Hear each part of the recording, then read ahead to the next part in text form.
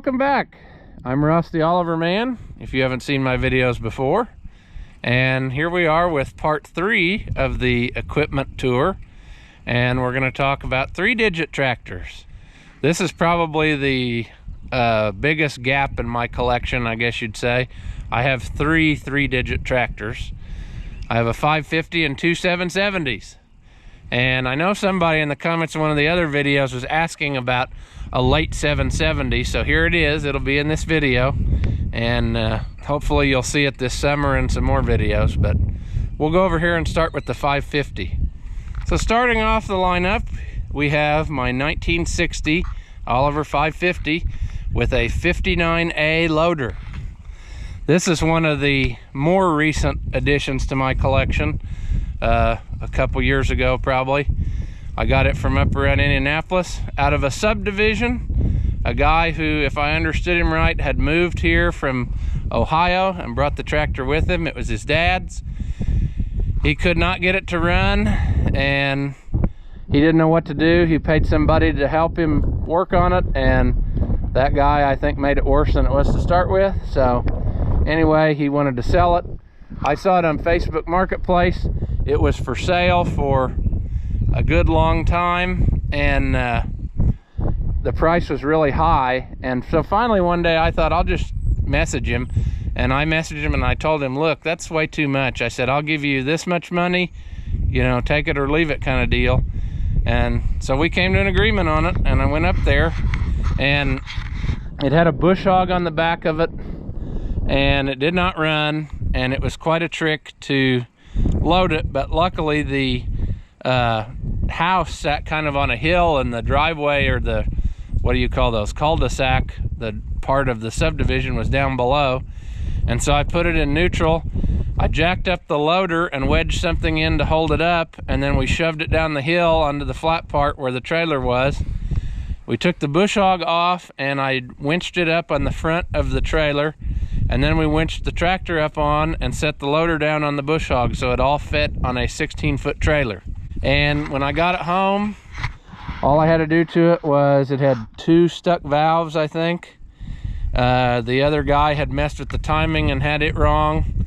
And then of course it got its usual tune-up and new coil type thing, oil change, and I've been using it ever since.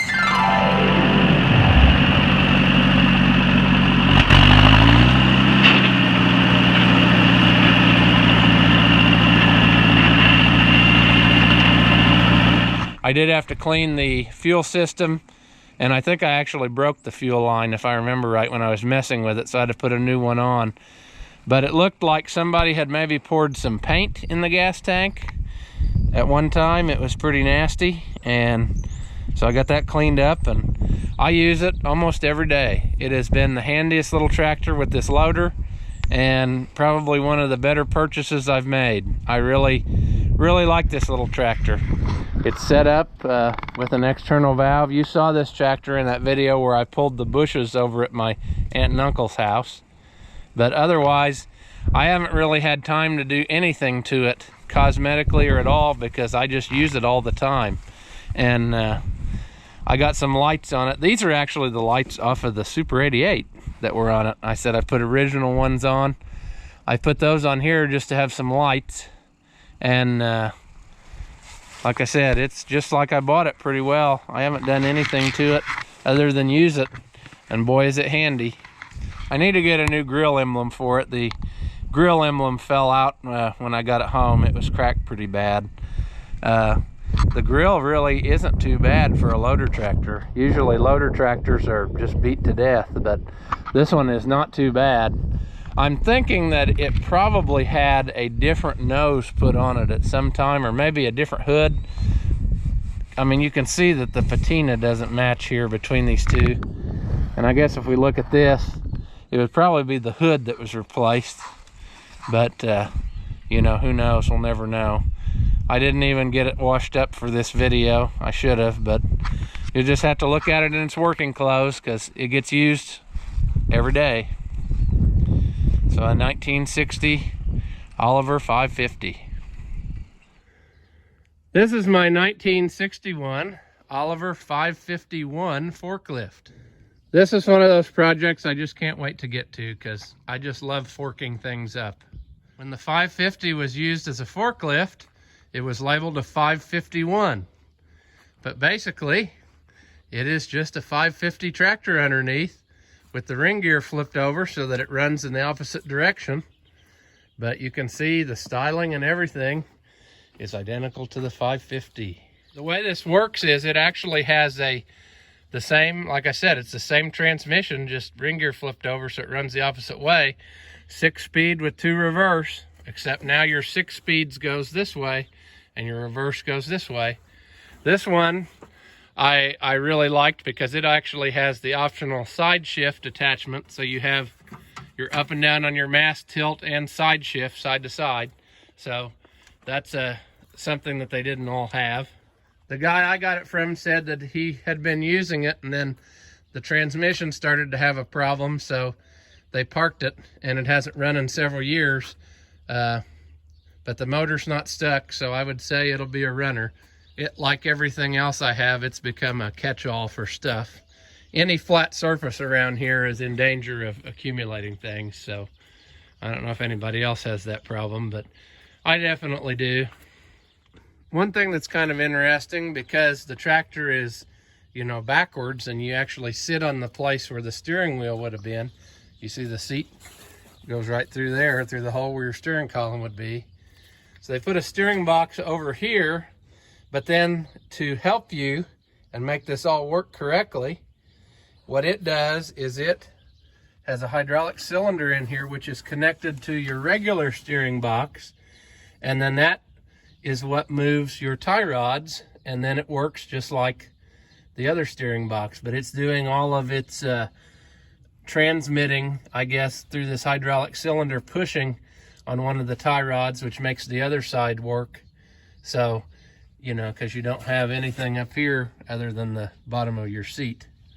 I had wanted a forklift for a while because when I was a kid, the co-op had a 552 Oliver forklift, and those are a little bit different. The sheet metal is more square, and anyway, that's what I would have wanted, but you can't always find them, or at least at a reasonable price.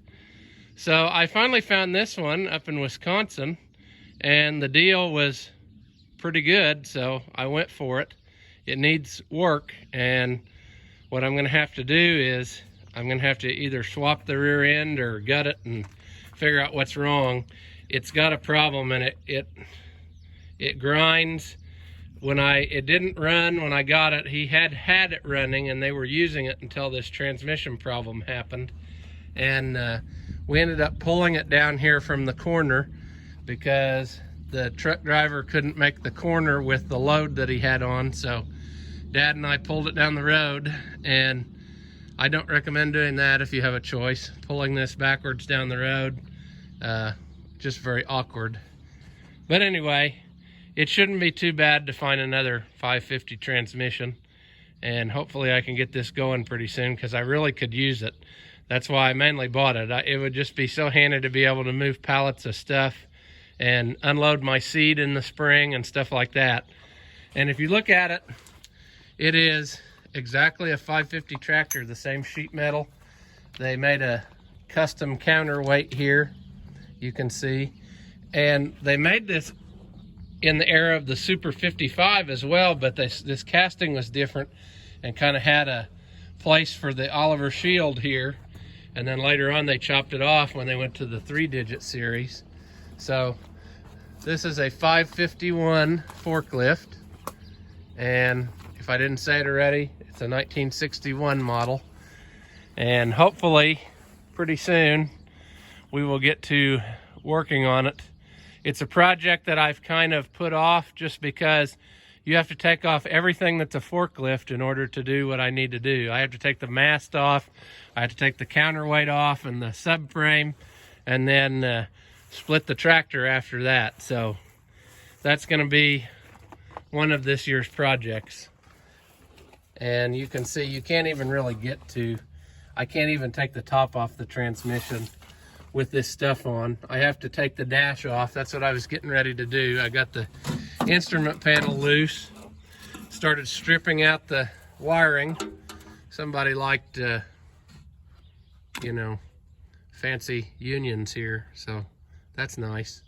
But anyway, I have high hopes that I will get it to run again, because I just think it would be handy around here. So that's one of the things that we're gonna get to. But 551 forklift, different from the later 552, and so hopefully you'll see it again on the channel sometime in the future. Next one in my collection of 3 digits is this 1959 770. I bought this in August of 2020. The whole world had been shut down forever, and finally there was an auction listed, and I saw this listed and I knew I was gonna buy it.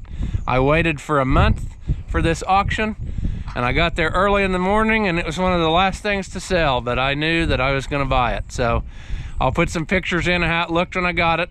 The sheet metal was there, but it wasn't on it, and I think in the picture I hung it back on to take a picture of it. But anyway, it had very bad back tires, totally off the rims. Rims were rotted. The old man that owned it was determined to restore it, so he had pulled it over to his house, which was across the road, and had it in the barn up on blocks. When they had his auction, they hooked to it and drug it across the road with the flat tires and everything flapping, and just parked it in the row for sale. At the sale, they had it where it would turn over, but it would not run, and I think that really helped me buy it reasonably.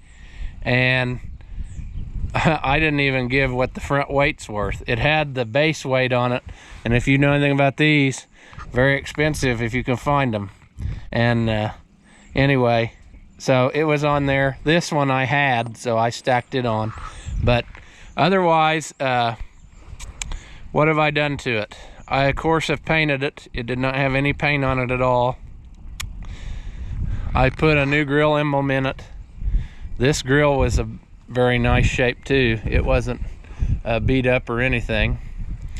It has the power booster drive. I've talked about that before. And it has the power traction hitch. I have a whole video on that. It's another handy tractor I really enjoy using. The power traction hitch is just great. I've talked about it before.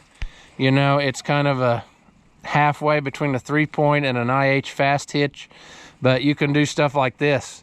Put a ball in it and move trailers or whatever. You can put a pin in it and move equipment around. I used to do that with the little Ford, and sometimes the little Ford didn't have enough weight in its britches to do anything, but this one sure does, and I really, really like it. I had to do a lot of little things to this tractor. When I got it running, it ran excellent. I don't know if they overhauled the motor. The oil is just as clean as could be, so it's possible that he did that, but it just runs great. And most of what I did, I guess, was cosmetic. The rear rims were terrible.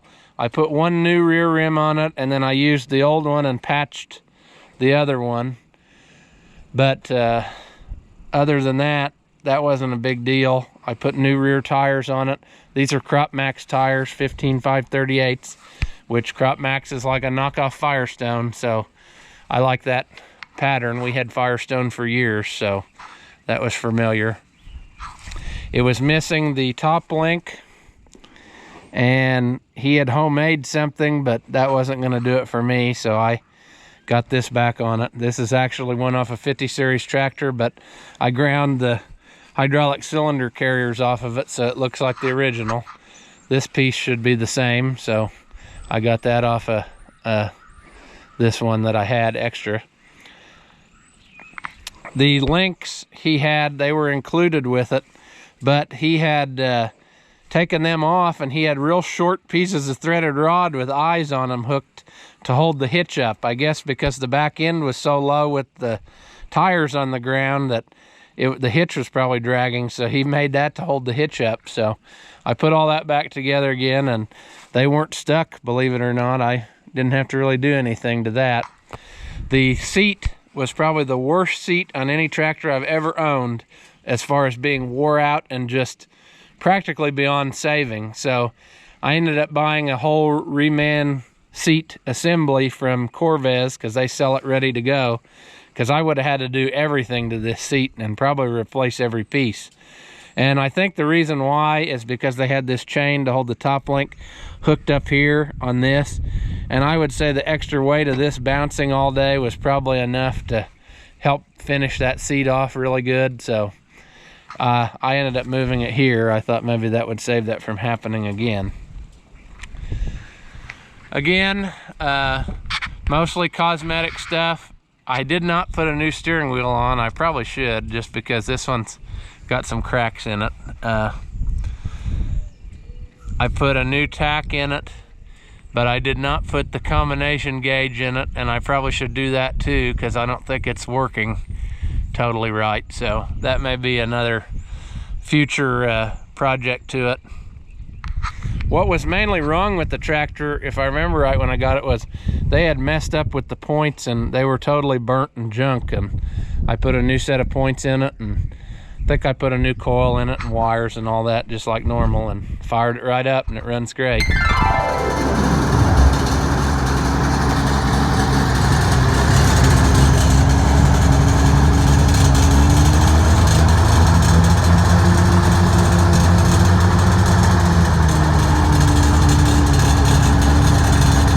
So this has been a pretty good purchase for what I got in it. The front weight pretty well paid for the whole thing, I mean, as far as value. So I'm happy with it. I need to send some pictures to the lady whose husband had owned it, because she wanted to see those when it was done. And it's pretty well done. There's a few little things to do yet, but it is a runner and been a pretty handy tractor around here. Here we have my 1966 770 with the flat top fenders and the checkerboard grille. I had always liked the style of these tractors. My neighbor had one when I was a kid growing up, and so I had kind of looked around and never could find one. And I went to a consignment auction just down the road, and it was probably maybe, it's probably been 10 years ago by now. But I went to buy a haybine, and they also had this tractor on the sale. Well, I bought the haybine so cheap that I was able to also buy a tractor and hook the two together and drove them home. So I'm pretty happy about it. It runs great.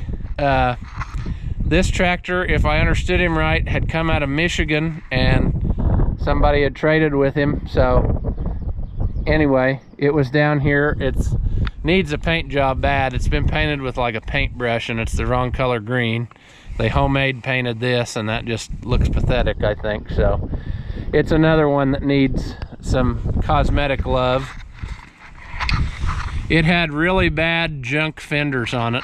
This one is a different one that I had and put on, and the other one I worked on it a little bit, but I don't know. I may, if I could find a better one, I probably would, but it's both of them were really bad and hanging down and ripped in half and everything. This is another one that has a specific job, and that is post hole digging. It's a fence tractor, so it gets mainly used for that, and because it's got this aftermarket 3-point hitch on. I don't have a lot nice things to say about this 3-point hitch, but it does work great with this post hole digger, and you can rig it up where you have down pressure, so that's a plus on it. The seat let loose on me, so it's time to rebuild the seat, and I want to switch it to the deluxe seat. I have the stuff to do it. I just need to get a cushion. It was a cushion with a pipe frame and a back on it, and I like that style seat better, I think, so that'll be something to do. It's really, I have done very little to it. It runs excellent. I need to work on the temperature sender. I got a new one of those. I don't think it works, but the tractor doesn't do much of anything very hard. It just more or less sits around here. I see that I got a leak in my hydraulic hose, or hydraulic swivel, so I'm gonna have to address that. but it does a lot of sitting. But I'm happy with this old tractor. Like I said, when I got in it, I was able to buy a hay bind and this and drive it home, so I can't complain about it. I like these when they're painted up. I think they look sharp with this style, but it's neat to see them side by side with the other one. You know, the 770 was one of their most popular tractors, the 77 being the original variant, and they sold a bunch of.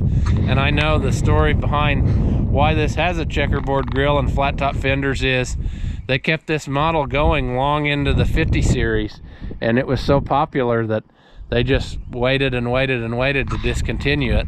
I think the last year was like 69 maybe.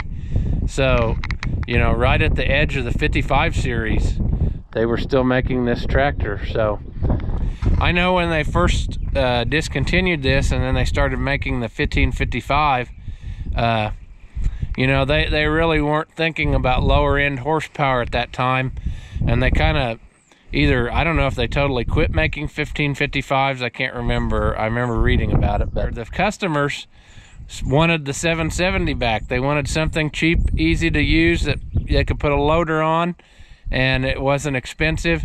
And instead of doing that, they made the special run of more 1555s that were called loader specials, that didn't have hydraulics, or they were just plain Jane tractors, and you could put a loader on them, and a lot of them had like front mount hydraulic pumps or whatever.